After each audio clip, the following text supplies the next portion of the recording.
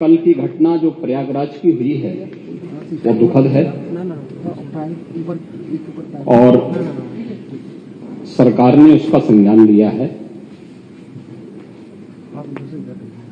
और मैं इस पूरे हाउस को इस बात के लिए आश्वस्त करता हूं कि जीरो टॉलरेंस की नीति के तहत सरकार जो कार्रवाई अब तक करती रही है उसके परिणाम भी बहुत शीघ्र सामने आएंगे। कोई संदेह नहीं होना चाहिए। लेकिन जो ये अपराधी हैं, जो ये माफिया हैं, आखिर ये पाले किसके द्वारा गए हैं?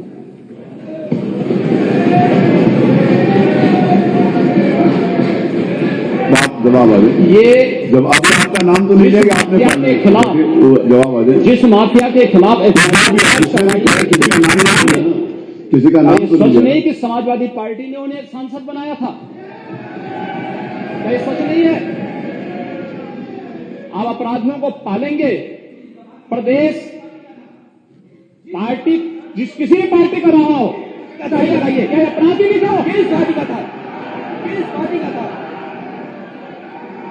आप सारे अपराधियों को पालेंगे, उनको माल्यार्पण करेंगे और उसके बाद तमाशा बनाते हैं आप लोग।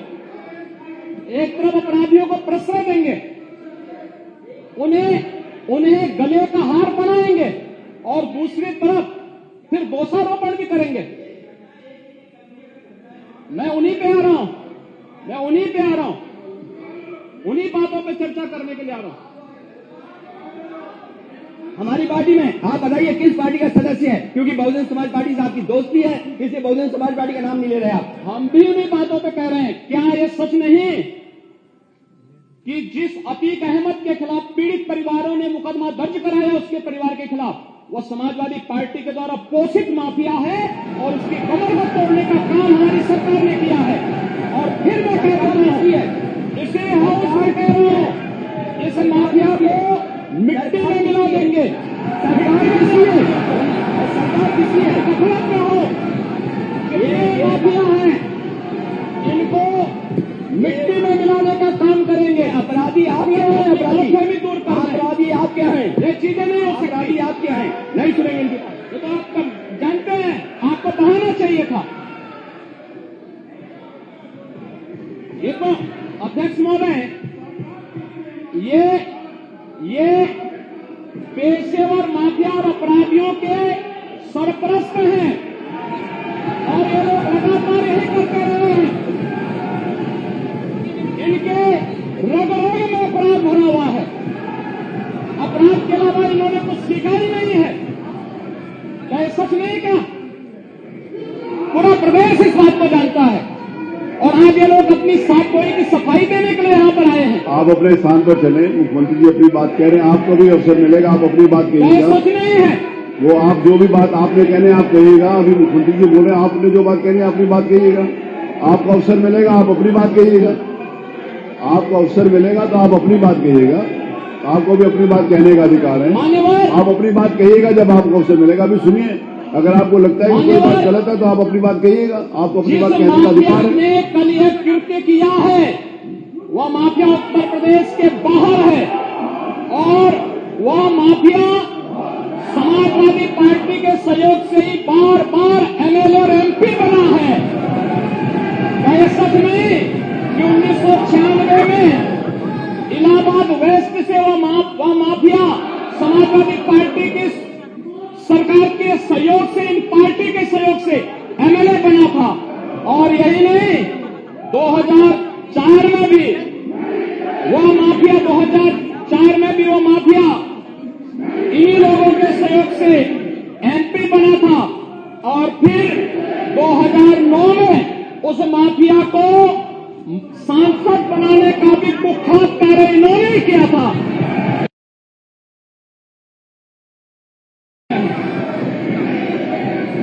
और मैं फिर इस बात पर कह रहा हूं कि माफिया कोई भी हो, सरकार की जीरो टॉलरेंस की नीति है और उन माफियाओं के खिलाफ मिट्टी में मिलाने का काम उनको हमारी सरकार करेगी। पूरी मजबूती के साथ से निपटने का कार्य करेगी, लेकिन चोरी और सीना चोरी दोनों नहीं चल सकता है। अब बात सुनिए, जो बात कह रहे हैं, अगर आप जो बात कही जा रही है उसको सुनिए, आप अपना जवाब दीजिए कि आपने सांसद बनाया था कि नहीं बनाया था, विधायक बनाया था कि नहीं बनाया था, आप तय करिए अपनी बात। जो माननीय मुख्यमंत्री जी कह रहे हैं, आप अपनी बात का जवाब दीजिए, आपको अवसर मिलेगा, आप अपनी बात का जवाब दीजिएगा।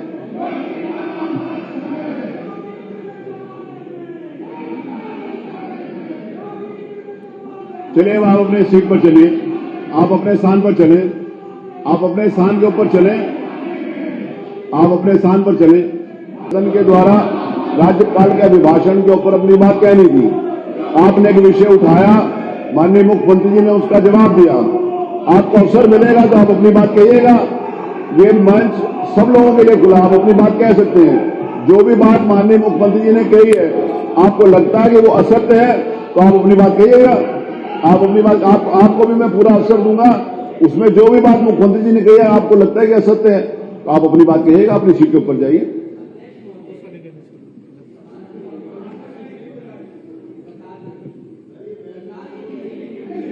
नहीं तो माफियाओं को मिट्टी में मिला देंगे, यही तो कहा है। अगर माफियाओं को मिट्टी में मिला देंगे तो उसमें कौन सी गलत बात कह दी? माफियाओं को तो मिट्टी में मिला ही देना चाहिए, कोई भी हो। आप भी यही चाहेंगे, ये भी यही चाहेंगे, ये तो पूरा प्रदेश चाहेगा, इसमें तो पूरा प्रदेश चाहेगा कि कोई भी माफिया हो उसका समाप्त होना ही चाहिए। इसमें आपको प्रसन्न होना चाहिए इस बात के लिए, किसी का नाम नहीं लिया। अगर कोई माफिया है तो उसको मिट्टी में मिलाने के बाद तो आपको खुश होना चाहिए। हम भी चाहते हैं माफिया समाप्त हो, आप भी यही चाहते हैं, हम तो भी वही बात तो चाहते कह रहे हैं, हैं मुख्यमंत्री जी। लेकिन ये भाषा क्या है, मिट्टी में मिला देंगे? माफियाओं को मिट्टी में मिला देंगे, ये कहा, किसी का मिट्टी में नहीं मिला देंगे। ये क्या भाषा है? माफिया को कानून भी जाएगा जेल, कानून भेजता है जेल, कोर्ट भेजता है, नहीं किया जा सकता। हम नहीं भिजवा सकते। देखिए, माफियाओं को महिमा मंडी क्या नहीं ये किया जा सकता। इलाहाबाद की घटना कोई मामूली घटना है क्या? आप इन्वेस्टमेंट लाना चाहते हो, घटना पे वो जाना है कि जो भी घटना का दोषी होगा, जो भी घटना का दोषी होगा उसको मिट्टी में मिला देंगे। यही तो अपेक्षा की जाती है पूरे प्रदेश में। ये कहा जिसने भी किया हो, जो भी घटना का सूत्रधार होगा, जिसने घटना की होगी उसको मिट्टी में मिलाया देना चाहिए। इसमें कौन सी गलत बात कह दी है? अध्यक्ष जी, माननीय अध्यक्ष जी, जब आप होगी, आप चलिए, आप अपनी बात कहिएगा, वो तो मैं कह ही रहा हूं। आपको अपनी बात कहने का अधिकार है। जो बात मुख्यमंत्री जी कही है, अगर आपको लगता है कि उसमें कोई बात है तो आप अपनी बात कहिएगा। सरकार की तैयारी से है, मंडे को चर्चा कराइए। आप विषय को उठाएंगे तो हाँ, मंडे को चर्चा कराइए। मंडे को आप विषय लेंगे तो विषय को देखिए, मंडे चर्चा। माननीय अध्यक्ष जी, माननीय अध्यक्ष जी, अब इस विषय के ऊपर आगे बात करेंगे जब वो नोटिस नहीं, आज कोई नोटिस नहीं। ये सब लोग बैठ जाए तो माननीय मुख्यमंत्री से निवेदन करूंगा कि अपना राज्यपाल के भाषण के ऊपर अपनी चर्चा जारी रखें। माननीय मुख्यमंत्री जी।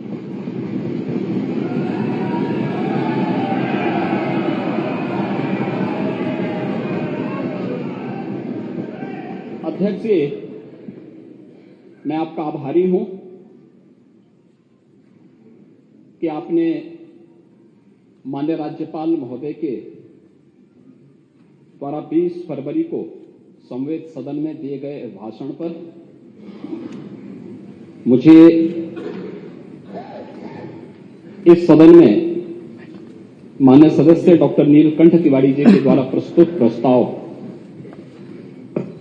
पर इसका जवाब देने के लिए अवसर दिया है। मैं धन्यवाद दूंगा नेता विरोधी दल और सभी माननीय दलीय नेताओं का और उन सभी माननीय सदस्यों का जिन्होंने इस पूरी चर्चा में भाग लेकर के अपनी बातों को मजबूती के साथ इस सदन के सामने रखा। मैं हमेशा इस बात को मानता रहा हूं कि आप हमारी बातों से सहमत होंगे, नहीं होंगे, लेकिन लोकतांत्रिक तरीके से सदन की कार्रवाई को आगे बढ़ाने की आवश्यकता है और उन कार्यक्रमों के साथ ही हम संसदीय लोकतंत्र की गरिमा को और उसके गौरव को आगे बढ़ाने का कार्य कर सकते हैं। इससे पहले कि मैं अपनी बात को आगे बढ़ाऊं, मुझे महाकवि दिनकर की कुछ बातें याद आ गई।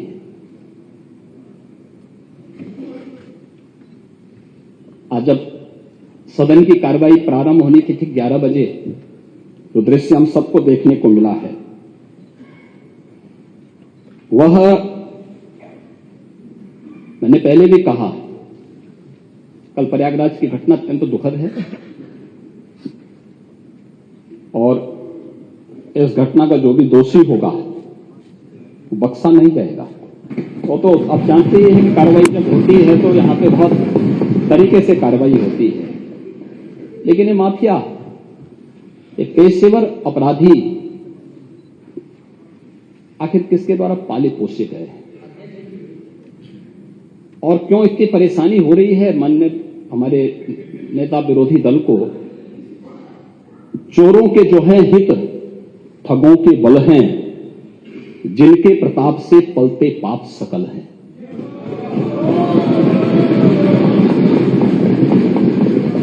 जो छल प्रपंच सबको प्रश्रय देते हैं या चाटुकार जन की सेवा लेते हैं, यह पाप उन्हीं का है।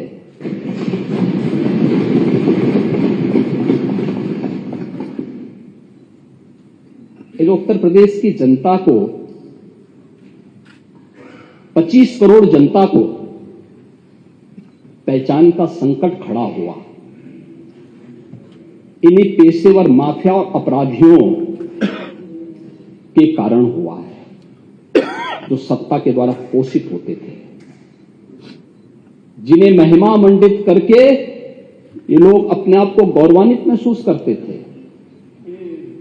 जिन पेशेवर माफिया और अपराधियों के सामने सत्ता नतमस्तक होती थी, और आज उत्तर प्रदेश भी इस बात को जान रहा है और देश और दुनिया भी जान रहा है, उन पेशेवर माफिया और अपराधियों के खिलाफ जो कार्रवाई चली है वह एक नजीर भी बनी है। और फिर मैंने कहा है तो इसमें हम सूची भी जारी करेंगे। मैं आ रहा हूं, आज हम कर रहे हैं, आज उस पर पूरी चर्चा में भाग लूंगा और मैं तो इसलिए मैं धन्यवाद दूंगा माननीय अध्यक्ष जी को कि उन्होंने मुझे आज के दिन दिया है। मुझे लगता है आज और कोई बिजनेस नहीं होगा तो इस बिजनेस को थोड़ा आज इसी पे चर्चा हो जाए, इसी पे आज चर्चा करा ही लिए जाए। महोदय, जब हम इस बात को कह रहे हैं, वास्तव में राज्यपाल महोदय ने जो यहां पर अपना अभिभाषण दिया था, दो कारण से, संवैधानिक प्रमुख होने के नाते और एक मातृशक्ति की प्रतीक होने के नाते इतना सम्मान तो होना ही चाहिए था। हम बड़े बड़े दावे करते हैं, लेकिन सदन में राज्यपाल महोदय आ रही हैं सदन को संबोधित करने के लिए, आपको तो मौका मिलना ही है। आप अपनी बात को, सहमति और असहमति के लिए सदन है, लेकिन हम विरोध करें, गो बैक के नारे लगाएं, अशिष्ट और असंसदीय आचरण करें, यह सदन की गरिमा को तार तार करता है। दूसरा, मातृशक्ति की प्रतीक एक महिला राज्यपाल के द्वारा सदन को संबोधित किया जा रहा हो, हमारे लिए तो गौरव की बात होनी चाहिए, हर्ष की बात होनी चाहिए। उस समय नारे लगा करके पूरे सदन की कार्रवाई को बाधित करने का प्रयास हो। देश के अंदर किस प्रकार का संदेश हम देना चाहते हैं, किस प्रकार का संसदीय आचरण है, किस लोकतंत्र की आप बात कर रहे हैं, फिर किन संसदीय परंपराओं की बात कर रहे हैं, वह दृश्य भी हम सब ने देखा। जो एक महिला राज्यपाल उत्तर प्रदेश की सर्वोच्च संवैधानिक प्रमुख का सम्मान नहीं कर सकते, मान्यवर उनसे ये उम्मीद करना कि वो प्रदेश की आधी आबादी का सम्मान करेंगे, ये तो उनके शासनकाल के समय हुआ ही था, जब स्टेट गेस्ट हाउस की घटना घटित हुई थी।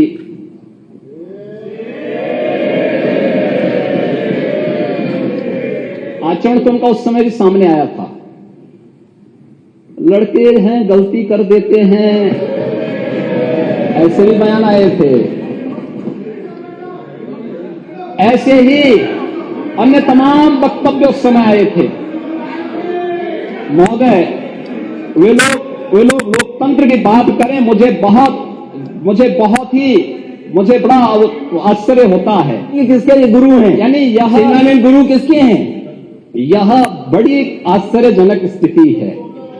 और महोदय, मुझे देख करके बड़ा आश्चर्य हुआ। ये लोग प्रदेश के अंदर सुरक्षा की बात करते हैं।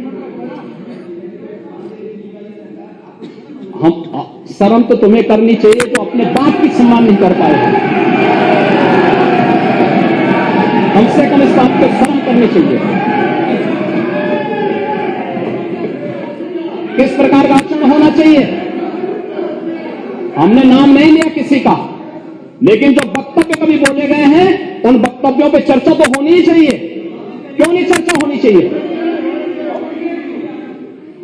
किस प्रकार की बात करते हैं जी?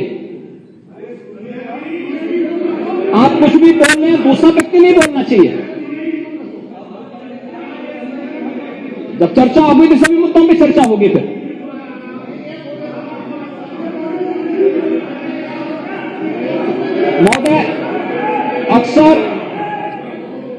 महोदय अक्सर जब हम लोग अभिभाषण की चर्चा करते हैं तो कोई भी संवैधानिक प्रमुख सरकार की उपलब्धियों के बारे में चर्चा करता है और अपनी भावी योजनाओं को भी, सरकार की भावी योजनाओं की भी चर्चा करता है। यह केवल उत्तर प्रदेश के अंदर नहीं हो रहा है, पूरे देश के अंदर हो रहा है, पूरे देश के अंदर होता है। ये संसदीय परंपराएं यही हैं। और यही नहीं होता है, संसद के संवैध सदन को जब महामहिम राष्ट्रपति जी संबोधित करती हैं तो वह भी सरकार की उपलब्धियों के साथ साथ भावी योजनाओं का चित्रण भी करती है। अभिभाषण ही दिग्दर्शन होता है शासन की उपलब्धियों का और भावी योजनाओं का। लेकिन आपको सहमति और असहमति के लिए सदन में चर्चा होती है। आप अपनी उपलब्धियों को बताइए ना, कौन ऐसा दल है जिसको प्रदेश के अंदर सत्ता में रहने का अवसर न मिला हो? और कई बार जनता ने अवसर दिया। अगर आज अपने कारनामों से जनता आपको ठुकरा रही है तो इसके लिए अपने कारनामों को दोषी ठहराइए, उत्तर प्रदेश की जनता को मत दोषी ठहराइए।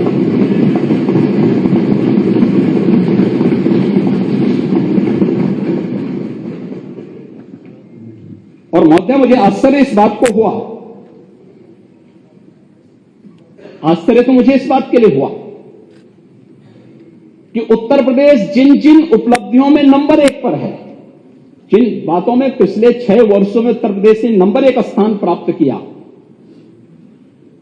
उन उपलब्धियों के बारे में हर उत्तर प्रदेश वासी को गौरव की अनुभूति करनी चाहिए, चाहे वो सत्ता पक्ष का हो, विपक्ष का हो या कोई भी उत्तर प्रदेश का वासी हो।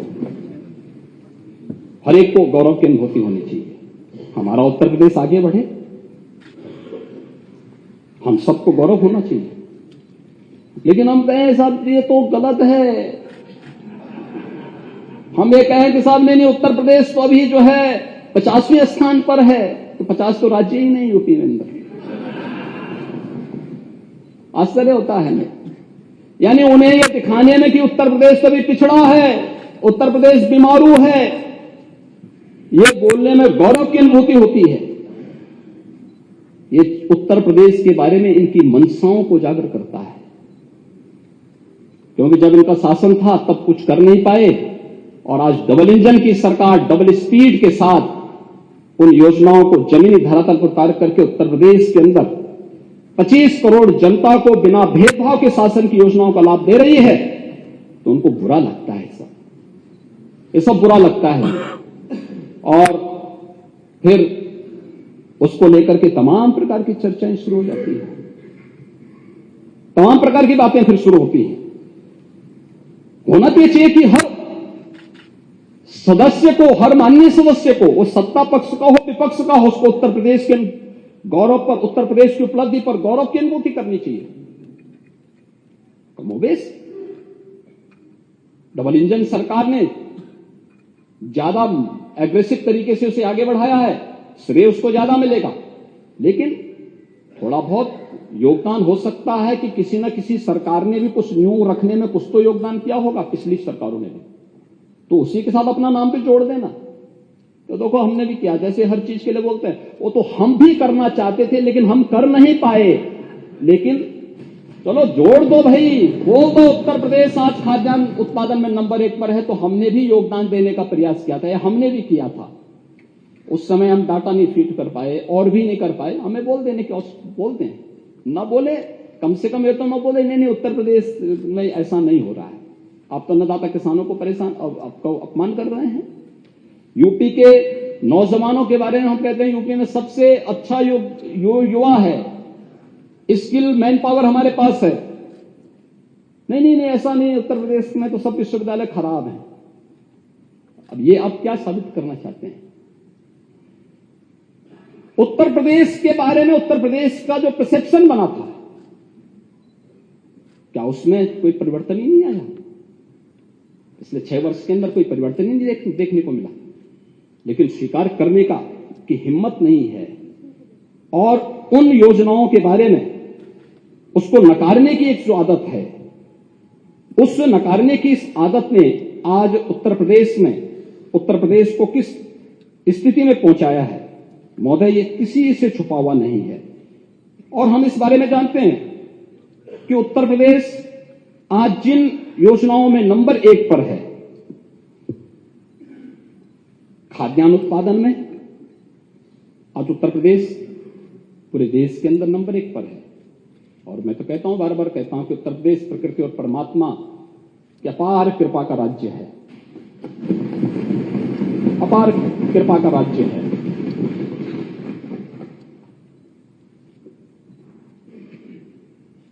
देश की कुल कृषि योग्य भूमि की 11% भूमि हमारे पास है, लेकिन उत्पादन हम करते हैं इसमें 20% खाद्यान्न का उत्पादन करते हैं। उत्तर प्रदेश की उपलब्धि है।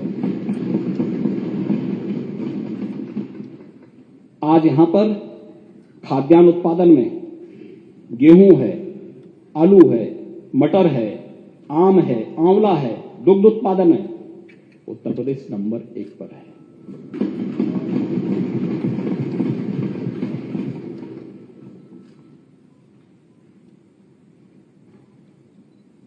महोदय, गन्ना उत्पादन में उत्तर प्रदेश नंबर 1 पर है।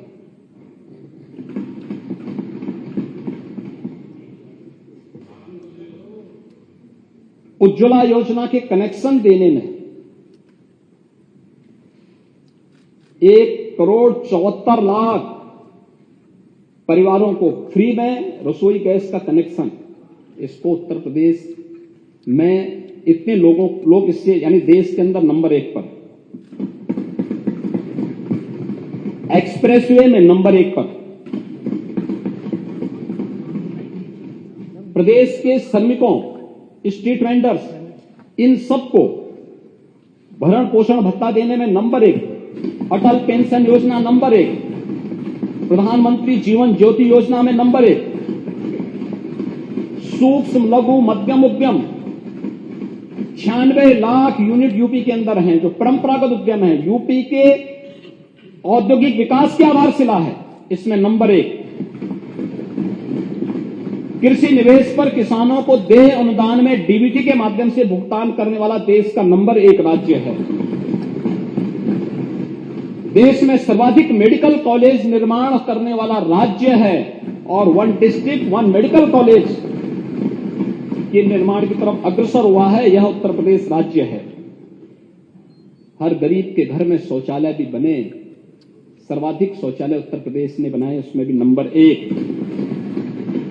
मानव वन्य जीव संघर्ष को आपदा घोषित करने वाला देश का पहला राज्य है। कौशल विकास नीति को लागू करने वाला पहला राज्य है। गवर्नमेंट ई मार्केट से सबसे अधिक प्रोक्यूरमेंट करने वाला राज्य और पहला राज्य है। प्रधानमंत्री आवास योजना में महोदय ग्रामीण और शहरी क्षेत्र में 52,77,000 गरीबों को एक एक आवास मिला है, बिना भेदभाव के मिला है। देश के अंदर नंबर 1।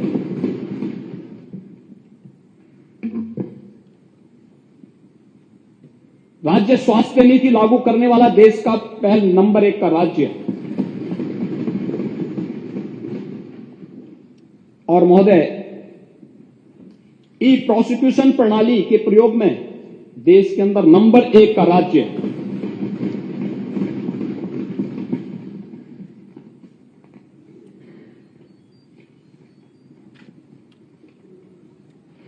दुग्ध उत्पादन में नंबर 1 राज्य। प्रधानमंत्री जनधन अकाउंट 8 करोड़ 51 लाख खाता धारक हैं, यानी 8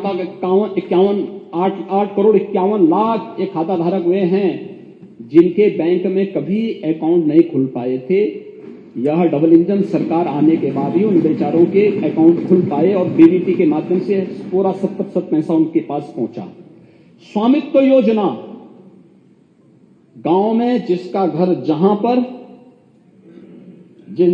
जहां पर उसका मालिक वहीं पे उसका मालिकाना अधिकार दे देना। महोदय, ऐसे 50,37,000 से अधिक घरौनी उन गरीबों को अब तक प्रदेश में उपलब्ध कराया जा चुका है। 50 लाख से ज्यादा जिन गरीबों को उपलब्ध कराया गया, क्या ये किसी जाति के थे क्या? उत्तर प्रदेश का वासी था। हर जाति, हर मत, हर मजहब का यही तो है सबका साथ, सबका विकास, सबका विश्वास और सबका विकास। यही है। लेकिन इस पर गौरव की अनुभूति करने की बजाय इसके बारे में लोग नकारी दें, कहे नहीं साहब यूपी में तो ऐसा कुछ नहीं है। यूपी को पूरी तरह नकार दिया जाए। यूपी को आज भी हम वही आज से 7 साल 10 साल पहले जो यूपी था, जहां का यूथ अपनी पहचान छुपाने के लिए मजबूर होता था, अगर वही दिखाने का प्रयास कर रहे हैं तो आखिर हम यूपी के हितैषी हैं क्या? उत्तर प्रदेश के हितैषी हैं क्या? और इसलिए मुझे महोदय, एक बहुत बड़े विचारक हुए, उन्होंने एक बात कही थी, कुछ लोगों को भले ही बुरा लगेगा। उन्होंने कहा था कि शक्ति देना तो आसान है, लेकिन बुद्धि देना बहुत कठिन है।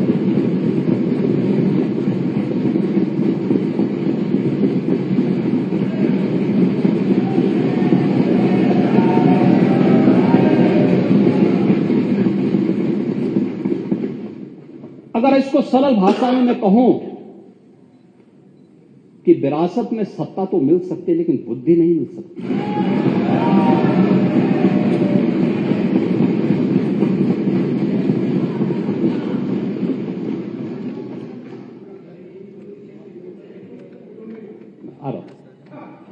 आपकी पूरी भावनाओं का सम्मान करूंगा।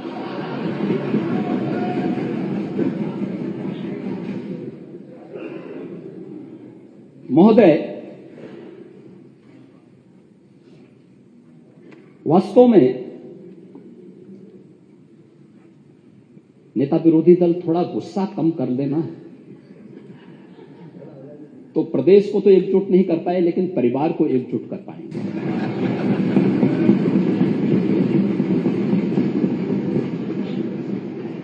और मुझे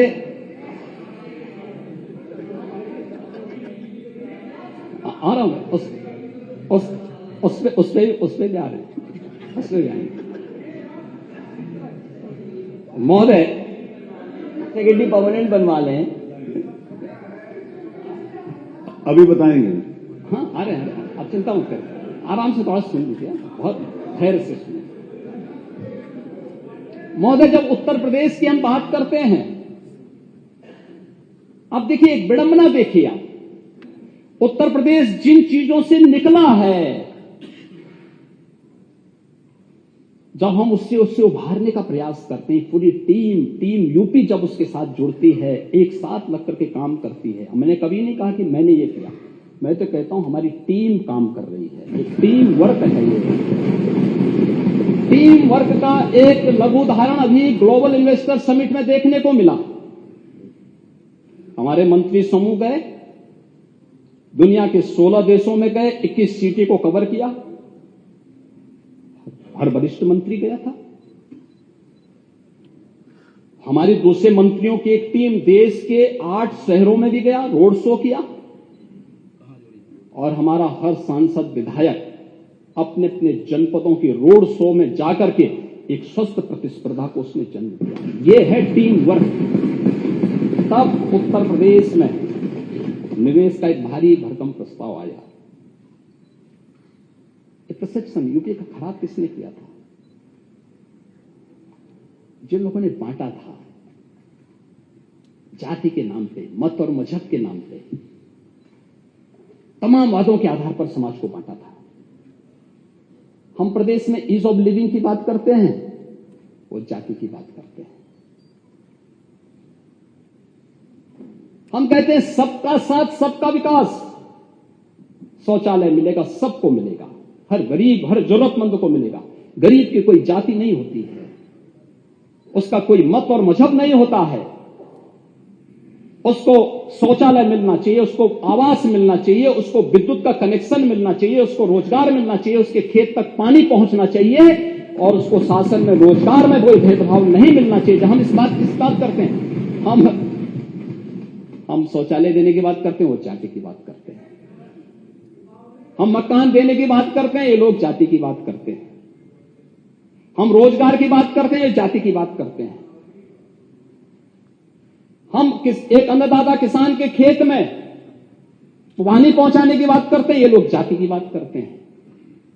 हम किसान की उपज को दुगना दाम देने की बात करते हैं, ये लोग जाति की बात करते हैं।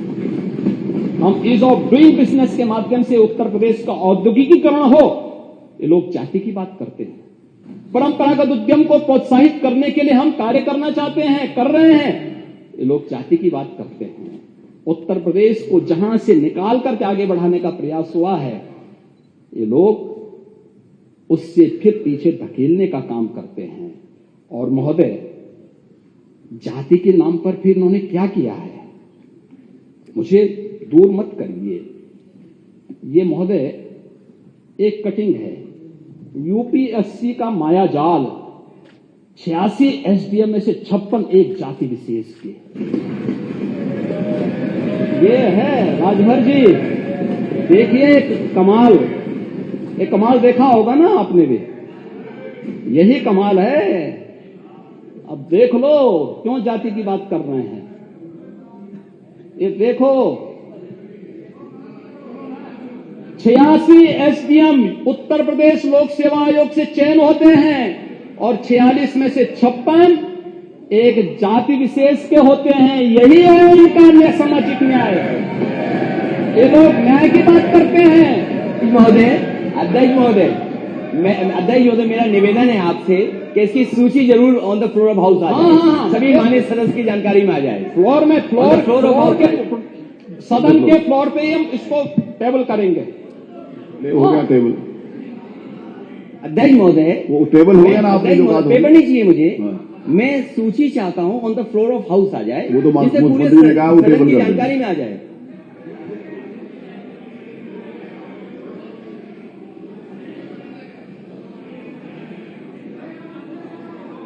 महोदय, अध्यक्ष महोदय, ये सच्चाई है। सेलेक्ट और उनकी सूची मुख्य उस समय के बोला तो उनका है। उस समय के युवाओं के साथ क्या भेदभाव होता था? कौन सा ऐसा आयोग था? दिन सेवा चयन आयोग, उत्तर प्रदेश लोक सेवा आयोग, माध्यमिक शिक्षा चयन आयोग, उच्चतर शिक्षा चयन आयोग, पुलिस की भर्ती, और कौन कौन सी भर्ती होती थी उस समय क्या होता था? किसी से छुपावा नहीं है। हाँ, उसी में लेखपाल दिन सेवा चयन आयोग में ये सब होता था जी, उस समय हो जाता था। और सचमुच महोदय, उस समय की जो स्थिति थी उस समय, तब फिर मुझे बहुत, यानी उत्तर प्रदेश की जनता के पुरुषार्थ पर मुझे वास्तव में गौरव की अनुभूति होती है, जिसने प्रधानमंत्री मोदी जी के आह्वान पर 2014, 2017, 2019, 2022 में बार बार जनादेश देकर इस बात। आप पॉलिटिकल क्रेडिबिलिटी की बात करते हैं। पॉलिटिकल क्रेडिबिलिटी क्या होता है? लिए कह रहे हो, दूसरे के लिए गुस्से कह रहे हो, अपना तो चेहरा देखिए थोड़ा। मैं तो बात उसके साथ बता रहा हूं आपको, आप जो कर रहे थे उसका एहसास करा रहा हूं मैं उसका एहसास करा रहा हूं कि बार बार देखिए संसदीय लोकतंत्र में पॉलिटिकल क्रेडिबिलिटी का सबसे बड़ा माध्यम है जनता का जनादेश, और दूसरा पॉलिटिकल क्रेडिबिलिटी का सबसे बड़ा माध्यम है दूसरा देश और दुनिया का विश्वास। ये जो लगभग 35 लाख करोड़ रुपए के निवेश के प्रस्ताव उत्तर प्रदेश को प्राप्त हुए हैं, ये 35 लाख करोड़ रुपए के निवेश के प्रस्ताव ये पॉलिटिकल क्रेडिबिलिटी का सबसे अच्छा उदाहरण हो सकता है। जनादेश के अलावा ये सबसे बड़ा इसका उदाहरण हो सकता है। और आप प्रश्न खड़ा कर रहे हैं, आप निवेशकों को के उत्तर प्रदेश पर विश्वास पर प्रश्न खड़ा कर रहे हैं। आप अपने समय में कुछ नहीं कर पाए। उत्तर प्रदेश के अंदर उस समय जो इन्वेस्टर समिट के नाम पे कोई भी उद्यमी यूपी में नहीं आना चाहता था, तो कहां करते थे उसमें इन्वेस्टर समिट? दिल्ली में और मुंबई में। तो पूछा जाता था भाई वहां क्यों कर रहे हैं? कहा साहब यूपी में कौन आएगा? तो जो व्यक्ति, मुझे एक बात बताओ, जो उद्यमी यूपी के अंदर नहीं आना चाहता है, आपके इन्वेस्टर समिट में नहीं आना चाहता है, तो क्या वे निवेश करने के लिए आएंगे? ये लोग यही करते थे और यही करते थे। और इसलिए महोदय दिनकर जी ने बहुत अच्छी बात कही इसके लिए। उन्होंने कहा था, मूल जानना बड़ा कठिन है नदियों का वीरों का, धनुष छोड़कर और गोत्र क्या होता रणधीरों का। पाते हैं सम्मान तपोबल से भूतल पर सूर, जाति जाति का शोर मचाते केवल कायर क्रूर। और यही है सच्चाई। यानी इनको यूपी की उपलब्धियों पे गौरव नहीं, उत्तर प्रदेश के नौजवानों को रोजगार मिले इसकी चिंता नहीं, उत्तर प्रदेश के किसानों की आमदनी कई गुना बढ़े इसकी चिंता नहीं, हर खेत में पानी जाए इसकी चिंता नहीं। बस अवसर मिले तो एक नया महाभारत रचाने की तैयारी हो जाती है। और यही तो इन्होंने किया है। यहां पे यूपी के अंदर तो यही सब कर रहे थे। महोदय अभी आ रहे हैं, उसके बाद आएंगे, चिंता मत करिए महोदय। आ रहे हैं सुन लो। देखिए, ज्यादा बोलेंगे, ज्यादा देर से बोलेंगे तबीयत खराब हो जाएगी, क्या फायदा है? अरे शांति रहिए, मैं बोल रहा हूं, मुझे बोलने दीजिए, आपका समय आएगा तो बोलेंगे। महोदय क्या विचित्र सी स्थिति है, क्या विचित्र सी स्थिति है। कैसे लोग भरमाने का काम करते हैं, कैसा भरमाने का काम करते हैं। हम भी चाहते हैं हर गरीब तक, हर दलित तक, हर पिछड़े तक, हर वंचित तक शासन की योजनाओं का लाभ जाए। मैं हूं, मेरे कैबिनेट के तमाम मेरे साथी हैं, हमारे सहयोगी दलों के हमारे यहां पे नेता हैं, सभी हमारे माननीय जनप्रतिनिधि हैं। पीएम आवास योजना 52,77,000 गरीबों को मिला। हमने कोई पिक एंड चूज नहीं किया। उत्तर प्रदेश का ही गरीब है। ये सूची कब की बनी है? 2011-12 की। और उस सूची के अनुसार ये आवास मिल रहे हैं। उस सब के बावजूद जो गरीब बचे हुए हैं, जो सूची से वंचित हुए थे, जिन लोगों की उस समय सरकार थी, उन लोगों ने जो भेदभाव किया था, उनके लिए हमने सीएम आवास योजना चलाई, मुख्यमंत्री आवास योजना। मुसहर, बनटांगिया, कोल, सहरिया, थारू, चेरो, और इस बार हम बुक्सा को भी उसमें जोड़ रहे हैं। बिजनौर में संभवतः हमारे नेता विरोधी दल को सब जातियों के नाम पता नहीं होंगे, क्योंकि उनको तो एक ही जाति का नाम याद है सब, इसलिए उनको पता ही नहीं होगा कि ये भी कुछ है यूपी के अंदर। महोदय वंचित थे लोग। मार्च 17 में मैंने यहां पे मुख्यमंत्री पद की शपथ ली थी और जनवरी में और दिसंबर में मैं यहां पर प्रदेश के अंदर दिसंबर 16 और जनवरी 17 में विधानसभा चुनाव के दौरान भी मैं उन गरीबों के बीच जाता था जो गरीब खाद्यान्न से वंचित किए गए थे। कुशीनगर जिला उसका एक उदाहरण है, सोनभद्र जिला है, चित्रकूट है, भूख से मौतें होती थी। और मैं कह सकता हूं आज महोदय, आज मैं कह सकता हूं कि इस सदी की सबसे बड़ी महामारी आई। हर महामारी के साथ एक दूसरी महामारी साथ में चलती थी कि महामारी अगर ठीक भी हो जाती थी तो भूख से बड़ी संख्या में मौतें होती थी। पहली बार हुआ है हमने देश के अंदर, दुनिया के अंदर सबसे अच्छा परिणाम इस महामारी के अंदर को दिया ही, मृत्यु दर सबसे कम। लेकिन मैं कह सकता हूं कोई भी व्यक्ति भूख से नहीं मरा है, और यह भी मैं दावे के साथ कह सकता हूं। लेकिन पहले भूख से मौतें होती थी, 17 के पहले भूख से मौत होती थी, ये सच्चाई थी। लेकिन इस स्वीकार करने को तैयार नहीं, क्योंकि पता ही नहीं इनको बनटांगिया कौन है, इनको पता ही नहीं होगा। मुसहर कौन है, इनको पता ही नहीं होगा। बुक्सा कौन है, इनको पता ही नहीं होगा। और महोदय इसीलिए ये लोग उसकी चर्चा नहीं करेंगे। जब हम राष्ट्र गौरव की बात करते हैं, याद करिए जब हम राष्ट्रीय एकता दिवस, सरदार वल्लभ भाई पटेल जी की पावन जयंती को आदरणीय प्रधानमंत्री जी के आह्वान पर हम लोगों ने राष्ट्रीय गौरव दिवस के रूप में मनाया, राष्ट्रीय एकता दिवस के रूप में मनाया। हम सब उस अभियान के साथ जुड़े थे। तब समाजवादी पार्टी जिन्ना का महिमा मंडन कर रही थी। यानी इनको पता ही नहीं।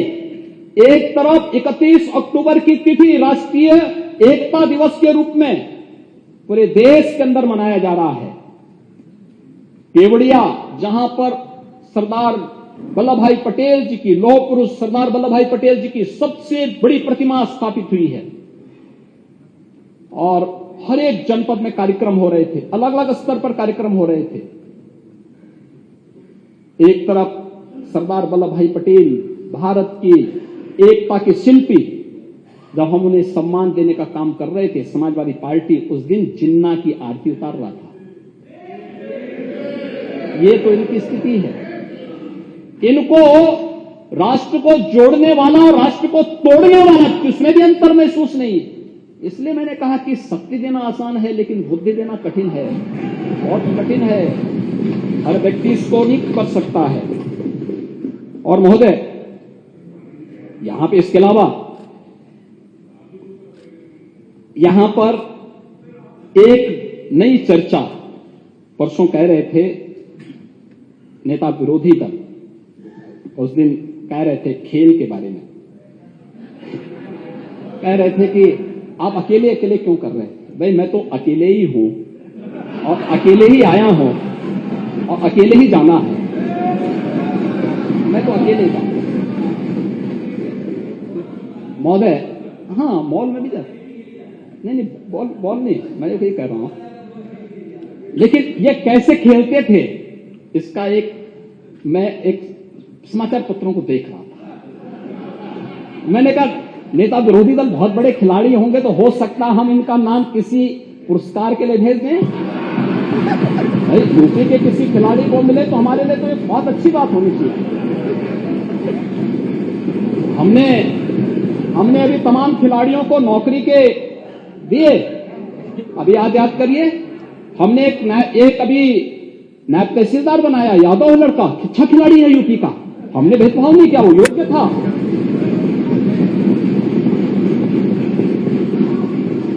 हमने ललित उपाध्याय को दिया, ओलंपिक में मेडल जीते थे, हमने डिप्टी एसपी बनाया है। सैकड़ों नौजवानों को जो खेल में हमने उनके लिए नौकरी के द्वार खोले हैं। तो मैंने कहा हो सकता है कि राजीव गांधी खेल रत्न पुरस्कार जो दिया जाता था, आज हमारी सरकार ने, डबल इंजन सरकार ने, जिसे मेजर ध्यानचंद पुरस्कार के रूप में घोषित किया है, तो यूपी के भी किसी व्यक्ति का नाम डालें। और मैं तो ये मानूंगा कि भाई मेरे पूर्ववर्ती सीएम का नाम अगर उसमें आ जाए तो अच्छी बात होगी। तो मैंने कहा देखो अच्छे खिलाड़ी हैं लगता है, तो देखिए क्या आया था दृश्य। महोदय मैं थोड़ा इसको पढ़ लेता हूं और फिर देखिए उसमें औरों के कोटेशन नहीं है, कोटेशन मैं आपके सामने ही पढ़ूंगा। देखिए इसमें था कि सीएम के आते ही बरसे रन, ठीक है। 12वें ओवर में सीएम का शॉट सीधे कप्तान आलोक रंजन के हाथ में चिपक गया। ये क्रिकेट खेल रहे हैं, पहली बॉल में कैच आउट हो रहे हैं, लेकिन वहां से कह दिया जाता है कि ये तो नो बॉल है। और अगर वह ये छक्का मारते ना तो कहते रहे छक्का मार दिया, तो ये ऐसे ही छक्के हैं। नो बॉल को छक्के से हाथ जोड़ देंगे। और तब महोदय तब देखिए शिवपाल जी ने तब फिर टिप्पणी की थी। शिवपाल जी उस समय कैबिनेट मंत्री थे। देखिए कुछ चीजें तो बहुत होती हैं, भाई बिन होई न प्रीति, भगवान राम ने बात कही थी, मैं उस पर भी चर्चा करूंगा। उन्होंने, मैं आपको पूरी चौपाई सुना देता हूं। उन्होंने कहा था विनय न मानत जलधि जड़ गए तीन तिन, बोले राम सकोप तब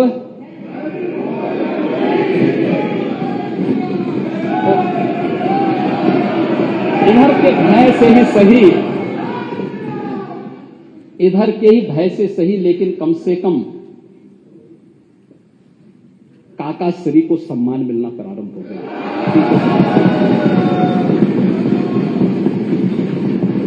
उन्होंने उस समय बहुत अच्छी टिप्पणी की थी। उन्होंने एक बात की थी, देखिए ये तो देखिए ये नव भारत टाइम्स की वो है उस समय की, ये है 16 फरवरी 2014। और उस समय उन्होंने कहा था हमेशा अच्छी नीयत से खेलना चाहिए।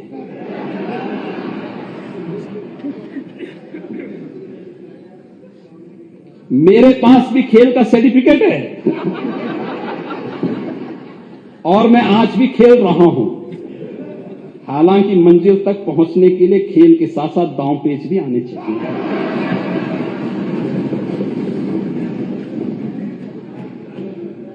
और इनके एक और चाचा जान थे, उनका बयान भी आया, सीएम साहब अच्छी बात है आपको खेलने का वक्त मिल जाता है। आप समझ सकते हैं, खुदा न खास्ता आप हार जाते तो मैं यही कहता कि अधिकारियों का ध्यान खेल पर ज्यादा है, काम पर कम। अधिकारी हार गए तो माना जा सकता कि थोड़ा बहुत काम कर रहे हैं। आप जान ही रहे हैं कौन।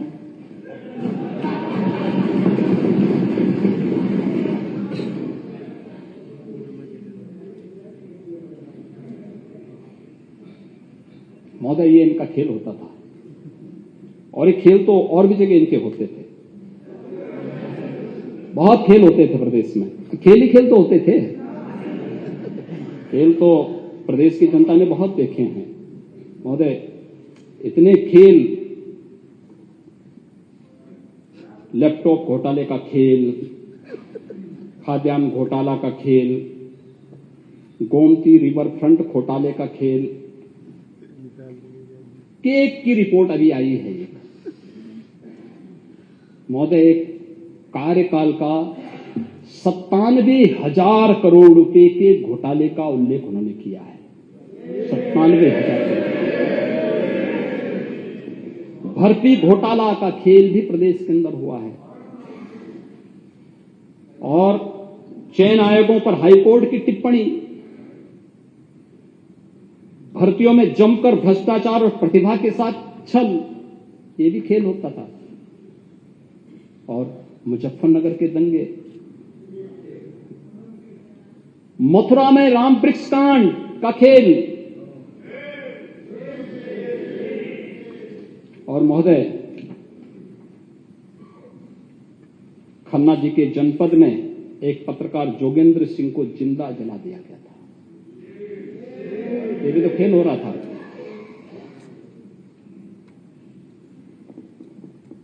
और भी तमाम चल रहे हैं। बुंदेलखंड की क्राइसिस, सबसे भूमाफिया अलग थे,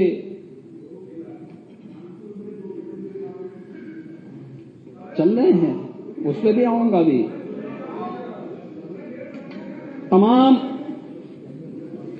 एक खेल एक और चल रहा था, आतंकियों पर लगे मुकदमों को वापस लेने का खेल भी चल रहा था।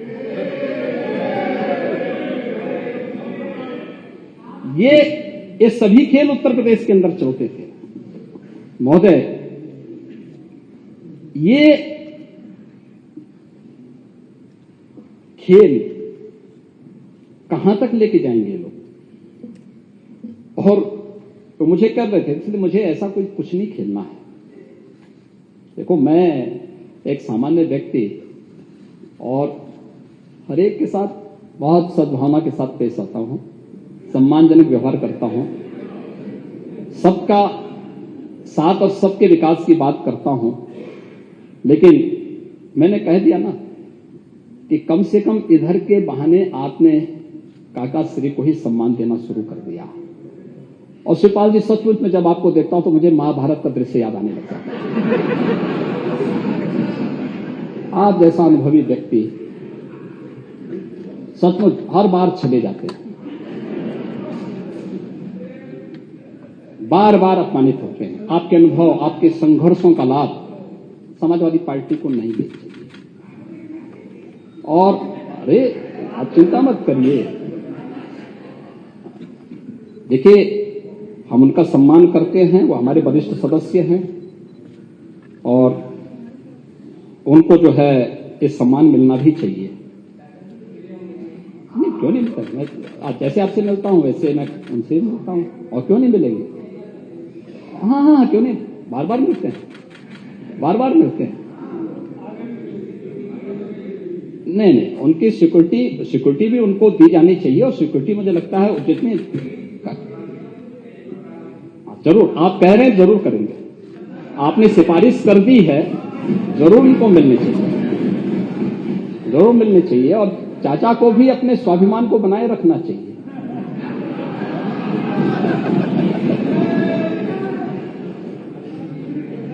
महोदय, लेकिन मैं एक बात जानना चाहता हूँ। साढ़ पे भी कहिए, साढ़ पे।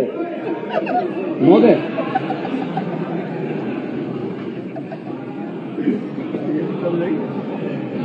एक और प्रकरण जो इन्होंने इस दौरान उठाया, जब पूरी दुनिया, पूरा देश यूपी के अंदर आया था। हाँ, आपने आखिर क्यों इतना उनका अपमान कर रहे हैं? मुझे इसीलिए लगता है, देखिए मैं सही बता रहा हूं, मैं जब शिवपाल जी को देखता हूं, वो बेचारे सम विषम परिस्थितियों में जिस उसके साथ रहते हैं, उनको देखता हूं तो मुझे महाभारत का दृश्य याद आने लगता है। और मैं उनके कह सकता हूं, और बहुत सहज दृश्य, उनका जो सरल स्वभाव है, उस सरल स्वभाव के नाते मैं आपको याद दिलाना चाहता हूं, देखो ज्यादा अपमान करना बंद कर दें, सम्मान देना शुरू करें और उनको उनकी गरिमा के अनुरूप को करना चाहिए। महोदय, एक कुछ प्रकरण जो इन्होंने जानबूझ करके उठाए उत्तर प्रदेश के अंदर,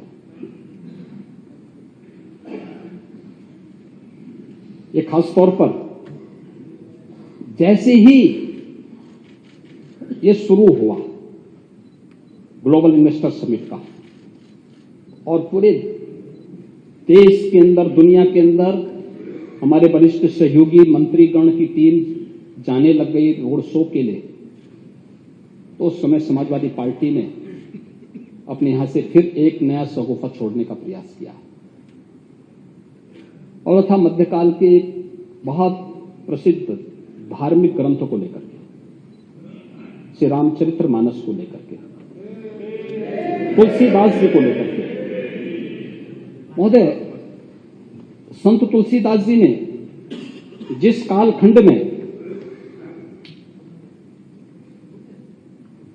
रामचरित्र मानस की रचना की थी,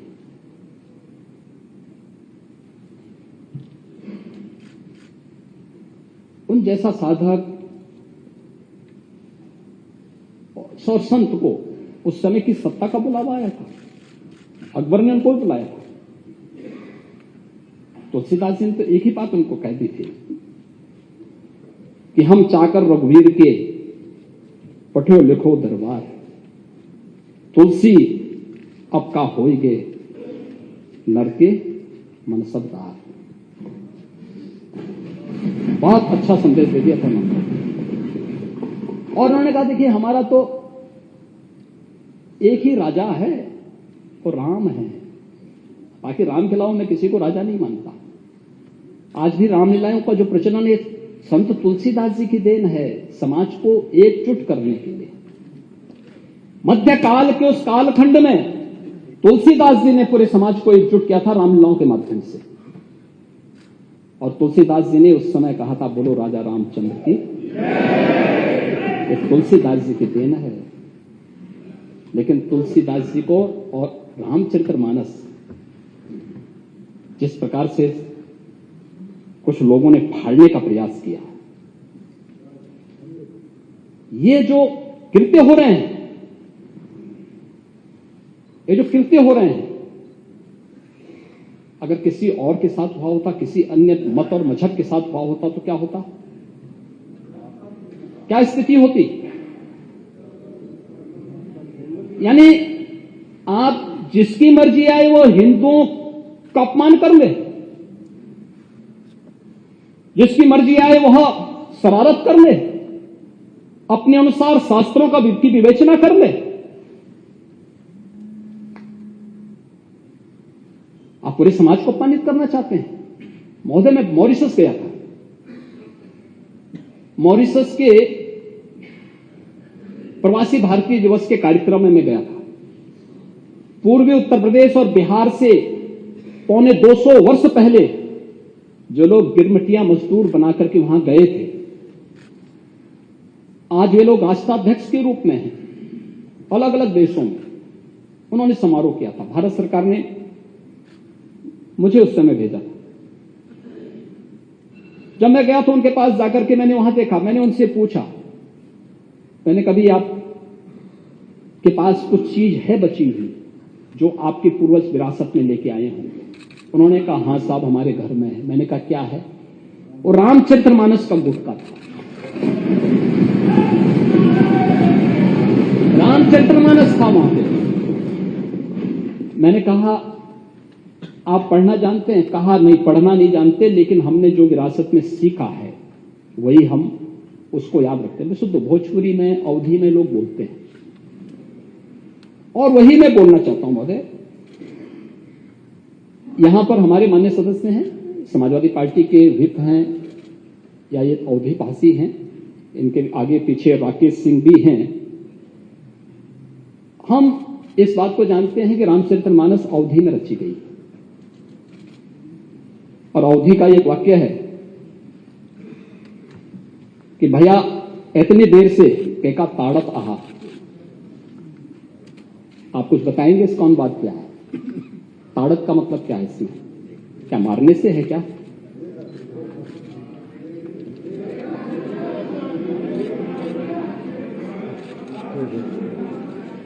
देखने से है न हो।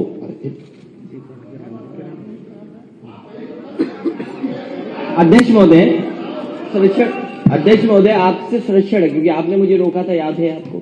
मैंने आपको गवर्नर हाउस के लिए मैंने कहा मैंने नहीं बोला। आउट ऑफ कॉन्टेक्स्ट नहीं बोलना चाहिए, आउट ऑफ कॉन्टेक्स्ट भाषण नहीं होना चाहिए। अध्यक्ष, मेरा आपसे यही निवेदन है। कंटेक्स्ट में है ना, इसमें माननीय अध्यक्ष जी, जब नेता विरोधी दल बोल रहे थे तो क्रिकेट का विषय जो आया वो क्या आउट ऑफ कॉन्टेक्स्ट नहीं था? क्या वो भी आउट ऑफ कॉन्टेक्स्ट था? ये अपने आप में नहीं, ये टोकना नहीं चाहिए ये बात। जब नेता प्रतिपक्ष बोल रहे थे किसी ने भी नहीं टोका, माननीय मुख्यमंत्री जी बोल रहे हैं, बाकी ये टोकना नहीं चाहिए हमारे बात। महोदय, दूसरा है हमारे बुंदेलखंड से मान्य सदस्य कितने हैं? थोड़ा हाथ खड़ा करेंगे सबको। बुंदेलखंड के महोदय, बुंदेलखंड संत तुलसीदास जी का जो जन्म हुआ था वो आज के चित्रकूट जनपद के अंदर राजापुर गांव में हुआ था। और वहां पे अगर आप देखेंगे, बुंदेलखंडी में अगर हम बात करेंगे,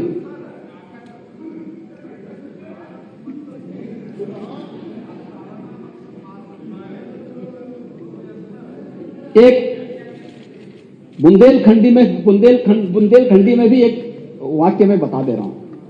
देखिए, शब्द वही है, भैया मोरे लड़कन को ताड़े रखियो,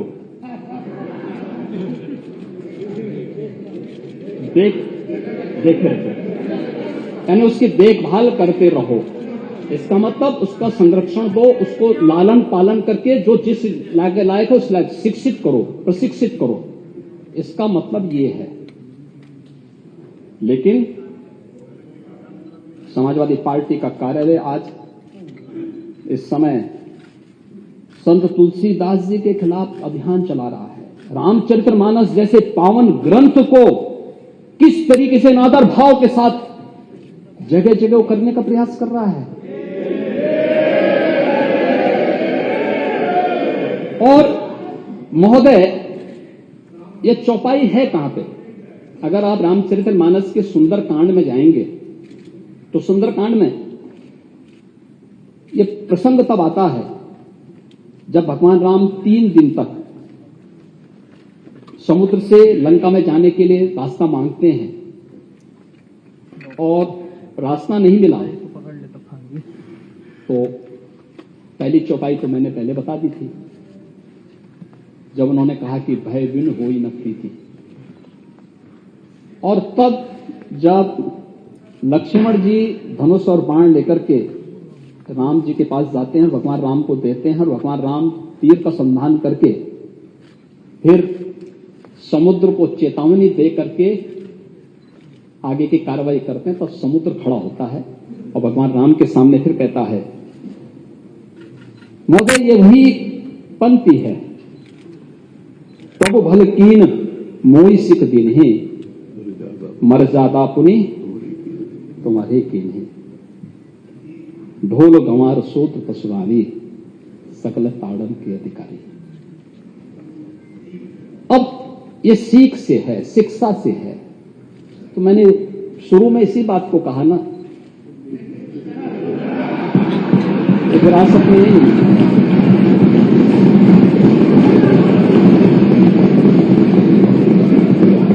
ढोल एक वाद्य यंत्र है। गंवार का मतलब अशिक्षित से है, शूद्र का मतलब श्रमिक वर्ग से है, किसी जाति विशेष से नहीं है। और बाबा साहब भीमराव अंबेडकर भी इस बात को कह चुके हैं कि दलित समाज को आप शूद्र मत बोलो। और आपने तो बाबा साहब भीमराव अंबेडकर जी के प्रति किस प्रकार का व्यवहार किया था, तो जग जाहिर है। उनके नाम से बनी हुई संस्थाओं के नाम बदल दिए गए, क्या कुछ नहीं किए। आपने तो घोषणा भी की थी कि हम आएंगे तो बाबा साहब भीमराव के अंबेडकर के सारे स्मारकों को हटा देंगे, टेंट हाउस खोल देंगे, वहां पे मैरिज हॉल खोल देंगे। तो घोषणा भी तो कर रहे थे आप। आज सामाजिक न्याय की बात करते हैं। और नारी का मतलब स्त्री से है, मातृसत्ता से है। मध्यकाल में जब यह रचा गया था उस समय महिलाओं की स्थिति क्या थी? रामचरितमानस की रचना जिस कालखंड में हुई थी उस समय महिलाओं की स्थिति क्या थी? किसी से छुपा हुआ नहीं। बाल विवाह जैसी विकृतियां भी उसी समय पनपी थी। इसलिए पनपी थी क्योंकि जिस प्रकार की शासन सत्ता थी, जिस प्रकार की अराजकता थी, उसको ध्यान में रख करके और उसको इस रूप में लेकर के मैं वही बोलना चाहता हूं कि आखिर विरोधी दल से जुड़े हुए समाजवादी पार्टी, विरोधी दल को मैं दोषी नहीं दे सकता, सॉरी, मैं समाजवादी पार्टी से ही कहना चाहता हूं कि आखिर आप इसके नाम पर, जिस पर उत्तर प्रदेश को गौरव की अनुभूति होनी चाहिए कि राम की धरती है, कृष्ण की धरती है, गंगा यमुना की धरती है, संगम की धरती है, और उत्तर प्रदेश की धरती पर रामचरितमानस और वाल्मीकि रामायण जैसे पवित्र ग्रंथ रचे गए, जिस उत्तर प्रदेश वासी को गौरव की अनुभूति होनी चाहिए, आप उस पवित्र ग्रंथ को जला करके क्या देश और दुनिया में रहने वाले 100 करोड़ हिंदुओं को अपमानित करने का काम नहीं कर रहे हैं?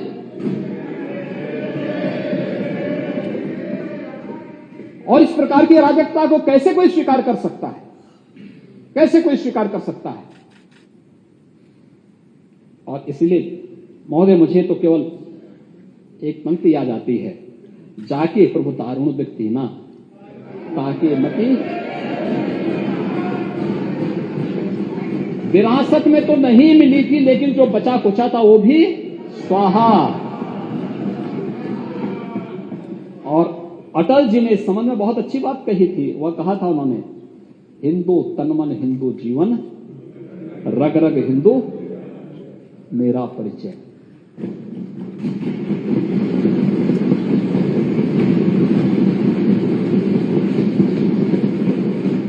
हिंदू कहने में शर्माते, दूध लजाते लाज न आती, घोर पतन है अपनी मां को मां कहने में फटती छाती।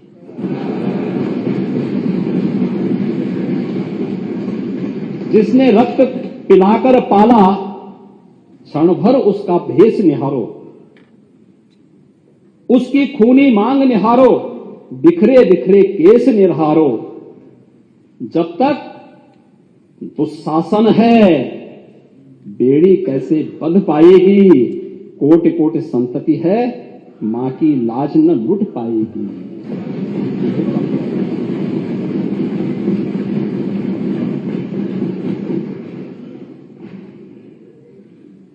महोदय, मातृशक्ति की बात हो रही थी। नेता विरोधी दल कह रहे थे कहां पे जो है हेल्प डेस्क बना है। प्रदेश के सभी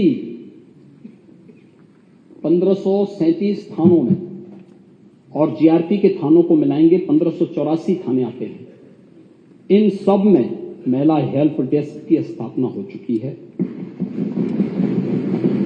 प्रत्येक जनपद में एक अतिरिक्त महिला थाना के साथ साथ एक अतिरिक्त महिला परामर्श चौकी की स्थापना हो चुकी है।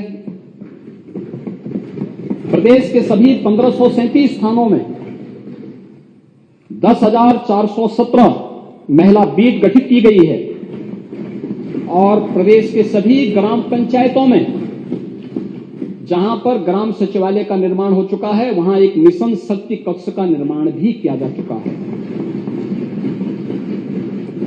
महोदय, 2017 तक उत्तर प्रदेश पुलिस में महिला कार्मिकों की संख्या मात्र 13,000 थी। आज ये संख्या 32,000 से अधिक है उत्तर प्रदेश में। महिला और बाल अपराधों में प्रभावी जो अभियोजन के फलस्वरूप अब तक 35 अपराधियों को मृत्युदंड की सजा, 1200 से अधिक अपराधियों को 10 वर्ष से अधिक की सजा, 1445 से अधिक को व्यापक अर्थदंड, 1325 से अधिक को आजीवन कारावास और 3420 से अधिक लोगों को 10 वर्ष से कम की सजा ये अब तक की जा चुकी है। लगभग 5,000 से अधिक अपराधियों को जो महिला अपराध में संलिप्त थे, जिला बदर की कार्रवाई करके अन्य प्रभावी कार्रवाई की जा रही है। और महोदय,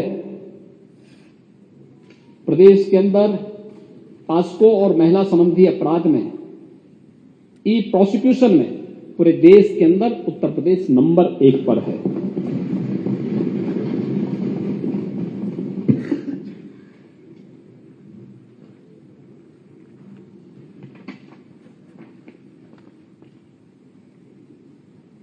प्रदेश के अंदर महोदय, अगर आप देखेंगे कि सेफ सिटी आज प्रदेश के अंदर सभी नगर निगमों को, गौतम बुद्ध नगर को सेफ सिटी के रूप में हम लोग डेवलप कर रहे हैं। इसमें स्मार्ट सिटी मिशन और यूपी पुलिस मिलकर के इस कार्यक्रम को आगे बढ़ा रही है। 3 महिला पीएसी बटालियन का गठन, ये कार्रवाई युद्ध स्तर पर चल रही है। 7 पुलिस कमिश्नरेट का गठन भी इस दौरान हुआ है। 1,53,728 पुलिस की भर्तियां अब तक सकुशल संपन्न हो चुकी हैं। 244 थाने, 133 चौकियां, 78 जिलों में एंटी थेफ्ट पुलिस थाने, 40 एंटी ह्यूमन ट्रैफिकिंग यूनिट थाने, 74 जिलों में 79 महिला पुलिस चौकियां और परामर्श केंद्रों की स्थापना भी की गई है। हर रेंज में साइबर क्राइम थाने की स्थापना हुई है। हर रेंज में फॉरेंसिक लैब की स्थापना के साथ साथ लखनऊ में state institute of forensic sciences का भी निर्माण कार्य प्रगति पर है। इसी सत्र में हम वहां पाठ्यक्रम भी प्रारंभ करने जा रहे हैं। और एंटी भूमाफिया टास्क फोर्स ने अब तक 64,000 हेक्टेयर से अधिक भूमि भूमाफियाओं से कब्जे से मुक्त कराई है।